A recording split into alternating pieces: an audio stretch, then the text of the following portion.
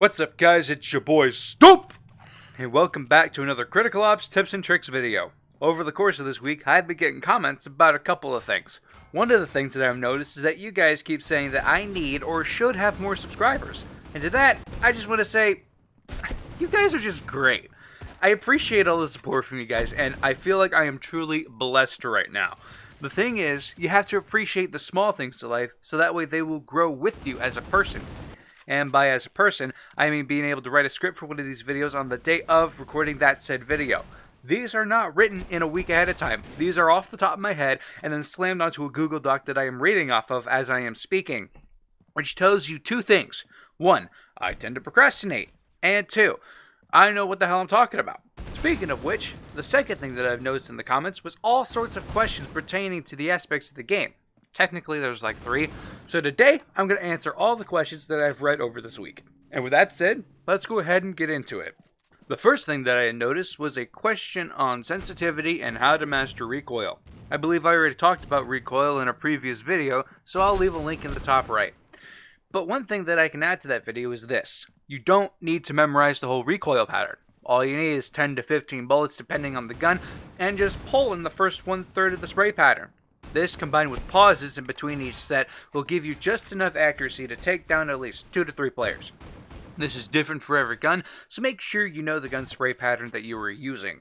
On the sensitivity side of things, it differs from person to person. But I already heard this like 10 bajillion times. What's the point? The point is that there's a quick and easy way to find your perfect sensitivity. Roughly. First, play on a high X sensitivity that is less than 9 in a practice match.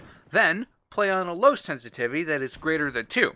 Nobody's going to have a sensitivity of 1, and nobody's going to have a sensitivity of 10. If you do, or you say something like that, you are el stupido. Anyways, if you feel more comfortable towards a higher or lower sense, then set your sensitivity between 5 in either the higher or lower sense. You may have a sense that's closer to 7 on the higher side or closer to 4 on the lower side, like me, and that's totally fine. Be sure to not change your sensitivity every 30 seconds because you're feeling like you're garbage. It takes time to get used to new settings, especially if you're moving buttons around. Now, once you find your X sensitivity, I would recommend setting your Y sensitivity to about half your X sensitivity. Why? Well, it might differ for others, but I find that it helps a lot. Now comes one of the more difficult tips that I could ever give, and that is how to prepare for a ranked match. Ranked matches are the pinnacle of skill when it comes to the game. It tests your skill by putting you with similarly skilled players. However, you can tell if you're about to rank up or down depending on if there are more higher or lower ranked players. To prepare for a ranked match, you need to warm up your aim and movement. Go into a practice match and set the timer for 10 minutes and set the bot difficulty to hard. That's it. This will essentially wake up your senses and prepare you for the fast flicking action that is a ranked game. You don't need to warm up for 30 minutes because that would be a practice, and you don't want to play a game after you practice, right? And if there is one piece of advice that I can give you is that the only way for you to do good in a ranked match is to have a good mindset. Meaning that you need to have a winning mentality, that you are not in a ranked match with other players. They are in a match with you.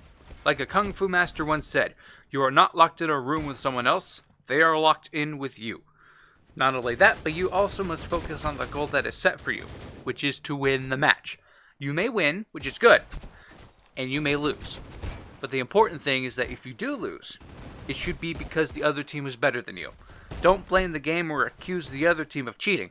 The only thing to blame is you and for your mistakes.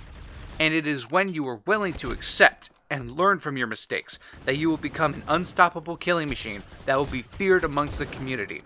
It is up to you to decide if you want to be a great player or remain a salty little bitch.